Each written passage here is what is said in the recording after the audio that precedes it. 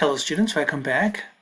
Previously in section 1, we went through some examples of groups, such as these.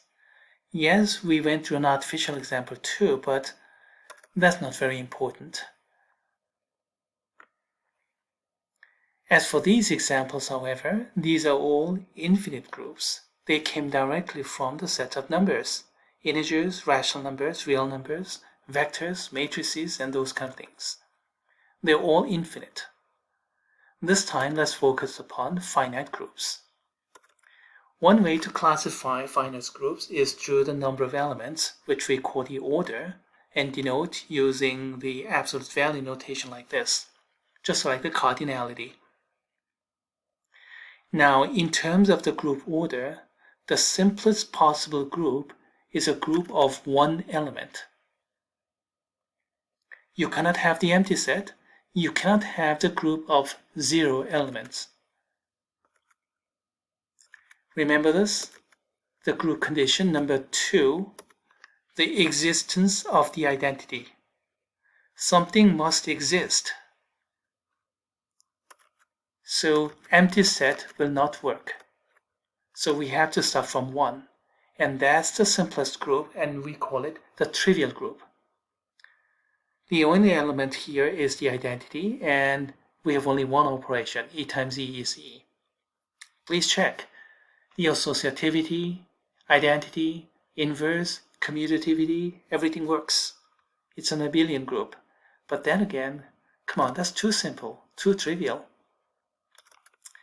Let's consider some non-trivial examples. Let's begin with a set of integers z, and select a certain positive integer m, and define an equivalence relation, congruence modulo m, or equivalence modulo m, like this. A and b are congruent modulo m if and only if m divides a minus b. Or in other words, a minus b is a multiple of m, so that it is some quotient q times m, some integer times m. The final expression here, which I'm highlighting bold right now, this is going to be the most useful form if you're going to do any kind of proof problem associated to this equivalent relation. Speaking of some proof problems, here are some. Prove that a and b are congruent modulo m if and only if a and b have the same remainder when divided by m. So how do you prove that? Any idea? Here's a hint. Use the division algorithm. Divide a by m, then we have r1. Divide b by m, then we have r2. And your job is to prove that a and b are congruent if and only if r1 and r2 are the same. How do you prove that? Well, that's up to you. And please remember, this is biconditional, if and only if, so you have to prove both directions, one direction and the other direction. Maybe you can do it at the same time, it's up to you. In any case, there you go. Nice challenge. Next, prove that this is an equivalence relation. That's an equivalence relation, all right. You have to prove that the relation is reflexive, symmetric, and transitive. Well, go ahead and do that. Good luck. If you remember what we did in preliminaries, that's going to help. Next, prove that this relation preserves the addition and multiplication. What do you mean by that, preserving addition and multiplication? Well, that's what I mean. Well, if you have equality, then adding the same thing to both left-hand side and right-hand side will have the same equality in the end. Equality is preserved. Now, this is not an equality, and I'm not adding the same thing. This is a congruence relation, and I'm adding congruent quantities. Then the congruence will be preserved. Same goes for multiplication. That's what you have to prove. Good luck. As a matter of fact, we went through this already in preliminaries. Not precisely, but de facto we went through this. I hope you guys remember. Okay, next. Now that we established that this is an equivalent relation, we can consider equivalent classes and quotient sets. Yeah, quotient set is like this, and it turns out that we get the residue class 0 to m minus 1. Why is that?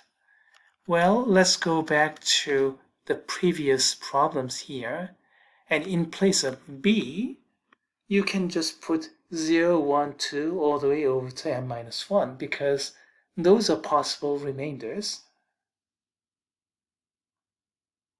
So a will be one of those, 0, 1, 2, or and so on, all the way over to m minus 1. There's nothing else. So we have only m elements here. Remember this? The quotient set can have much smaller cardinality compared with the original set. And that's what you're looking at. And once you have the quotient set, you can define the addition and multiplication through this induced operation. Class A plus class B is equal to class of A plus B. Class A times class B is class of A times B using the representatives. What do you mean by well-defined? That means even if you take different representatives, the answer must be the same for the addition and also for the multiplication. You have to prove those, otherwise these induced addition and multiplication are not well-defined, so that we cannot use those. But then again, if you remember the preliminaries, we already did it. And of course, this is intimately related to this one we already discussed. Okay, the detail is left to the students. After all, these are homework problems.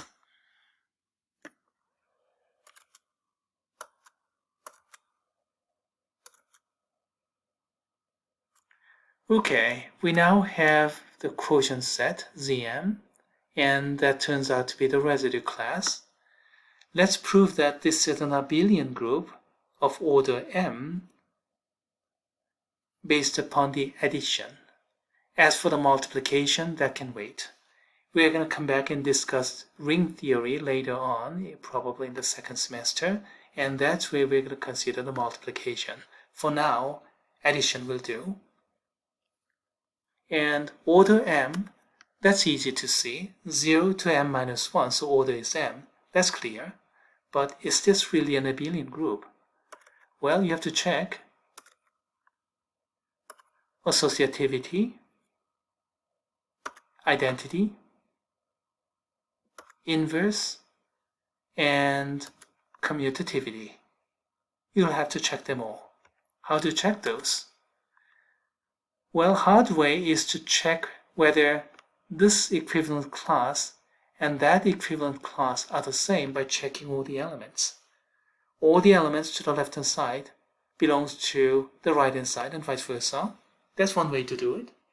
Left-hand side is superset, left-hand side is subset at the same time, so they're the same. That's one way to do it, but a lot better way is to prove that the representatives A plus B plus C are equivalent modulo m. Same for this, same for that, and this. Good luck.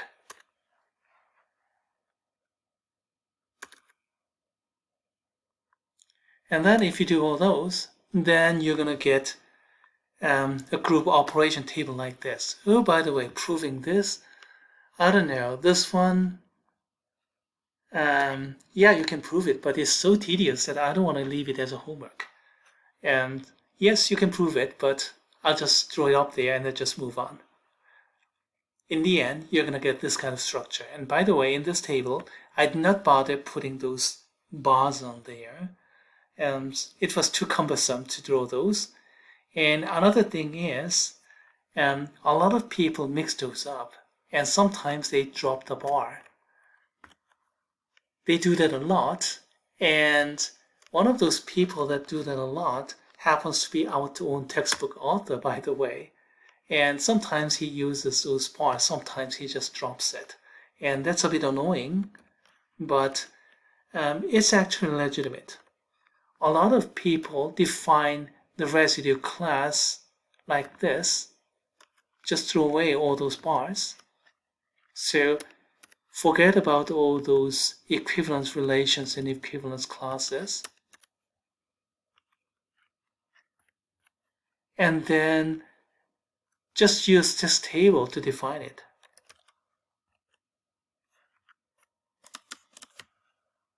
Like this. If you do it this way, then you'll have to reprove all kind of properties about the algebraic operations, addition and multiplication, and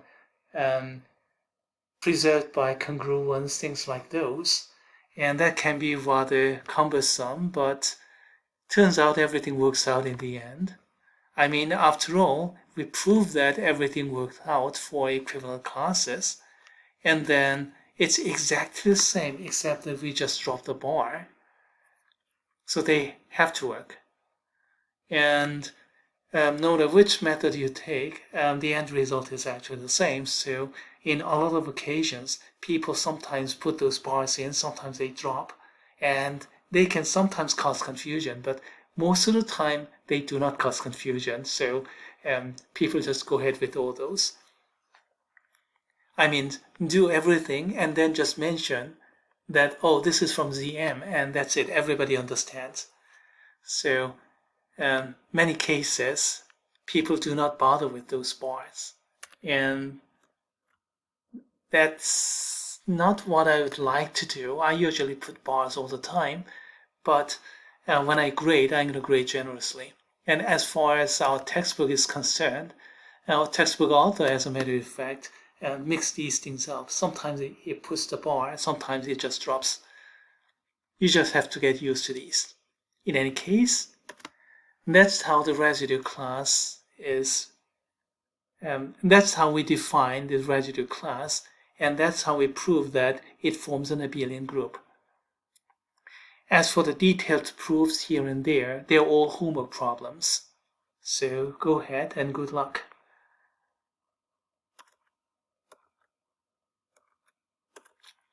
Now, do we have some time for roots of unity? And I guess not. So we'll stop here and we'll talk about roots of unity in a separate video. And that one is going to be an optional video. Okay.